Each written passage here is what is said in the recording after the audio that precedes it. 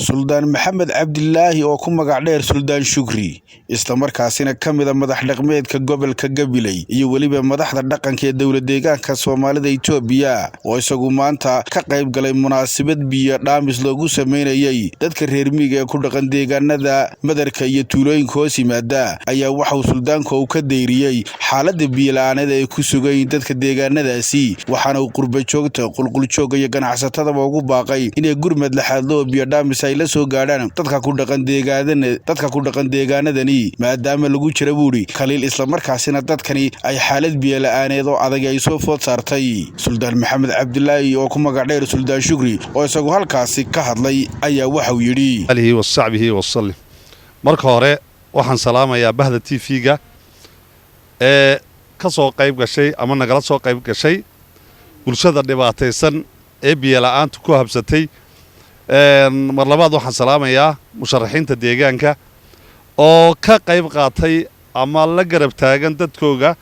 inay gaarsiiyaan wixii karaankooga ah ee biyo dhaana oo ay gaarsiiyeen 12 tuulo oo ku yaala madarka biyo dhaan 240 booyadood ilaa 740 oo dabayaaqadoodii iminka taagan ay yihiin marka aad macna dareenka ay muujiyeen ay la qaybsanayaan biyo la'aanta iyo dhibaatada ee ka taagan dadkooga haysata aad baan ugu mahad celinayaa mar saddexaad waxaan ilaahay ka baryaynaa inuu abaarta inaga soo jabiyo oo uu raxmad degdeg ah nasiiyo waayo gacanta ilaahun baa lagu dhergaa gacan bilaadan laguma dhergo inkasta haddaan iskarab taagno oo biyo kasta loo dhaamiyo oo aan gacantii ilaahay la helin waxba laga tari maayo ilaahay waxaan ka baryaynaa inuu si dhaqsaa raxmadkiisii inoola soo gaadho xilligii aan uga baranay xagga allah inay raxmadu daadana waan ku jiraa maarish baan ku jiraa maanta 12 marka ilaahay roob degdeg ah inoo keeno kale waxa leeyahay dadka ka soo jeeda deegaanka guda iyo dibad ganacsato iyo